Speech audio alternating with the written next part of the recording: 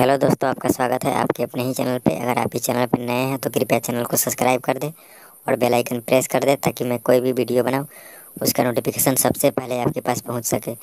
दोस्तों, इस चैनल पे कोई भी वायरल वीडियो का अपडेट आपको पहले मिलेगा, इसलिए इस चैनल को सब्सक्राइब कर दें।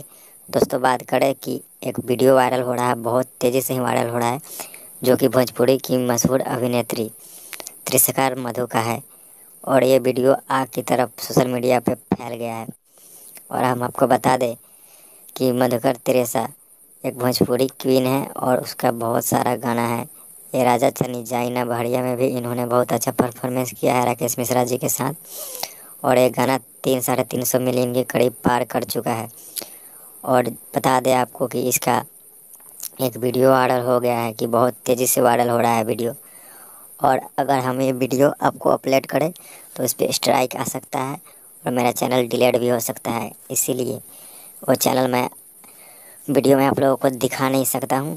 इसीलिए अगर आप लोग वो वीडियो देखना चाहते हैं तो नंबर अपना कमेंट करें, मैं आपके व्हाट्सअप नंबर पे वो वीडियो सेंड कर दूँगा। लेकिन सबसे पहले मेरे चैनल को सब्सक्राइब कर दे और बेल आइकन प्रेस कर दे। धन्यवाद।